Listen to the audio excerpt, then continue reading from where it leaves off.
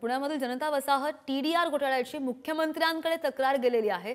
मंत्री माधुरी मिसाळ यांनी मुख्यमंत्री देवेंद्र फडणवीस यांच्याकडे ही तक्रार केली आहे। पुण्यामधील TDR प्रकरणामध्ये मुख्यमंत्र्यांनी चौकशीचे आदेश सुद्धा दिलेले आहेत आणि पर्वतीमधील जनता वसाहतीमधील SRAच्या नावाखाली 762 कोटींचा घोटाळा उघड झालेला आहे। पुढारीच्या वृत्तानंतर TDR घोटाळ्याला चाप बसलाय। बातमी पाहतोय पुण्यामधून। मंत्री माधुरी मिसाळ यांनी ही तक्रार केली होती आणि त्यानुसार मुख्यमंत्र्यांनी चौकशीचे आदेश सुद्धा दिलेले आहेत। पुण्यामधील जनता वसाहत TDR घोटाळ्याची मुख्यमंत्र्यांकडे तक्रार केली गेली आहे आणि पुण्यामधील TDR प्रकरणामध्ये मुख्यमंत्र्यांनी चौकशीचे आदेश दिलेले आहेत।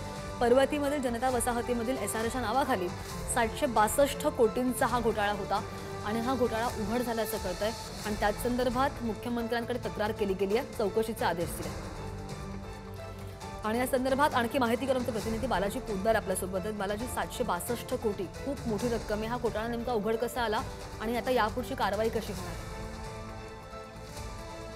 पुण्यातल्या पर्वती भागात जनता वसाहत आहे जी 100 एकर वरती वसवलेली आहे आणि त्याचा TDR प्लॅन जो आहे तो लाटण्याचा प्रयत्न जो आहे तो बिल्डराकडून करण्यात आला। SRA कडून झोपडपट्टी पुनर्विकास विभागाकडून याचा जो प्लॅन आहे तो तयार करण्यात आला आणि त्यासाठी 3 बिल्डरांचे भूखंड घेण्यात आलेले होते। त्या भूखंड घेण्यामध्ये प्लॉट नंबर आणि सिटी सर्वे नंबर हा बदलला आणि त्यामुळे या सगळ्या बिल्डरांना जो आहे तो 762 कोटी रुपयाचा हा जो फायदा आहे तो होणार होता।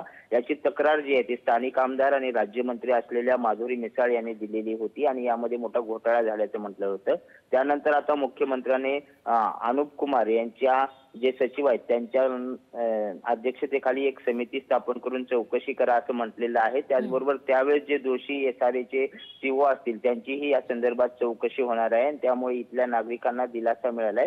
मात्र एवढा मोठा घोटाळा कुणाच्या आशीर्वादाने करण्याचा प्रयत्न होता याचा सुद्धा आता शोध घेणं गरजेचं आहे। सुद्धा अगदी अगदी धन्यवाद बालाजी दिलेल्या सगळ्या सविस्तर माहितीसाठी।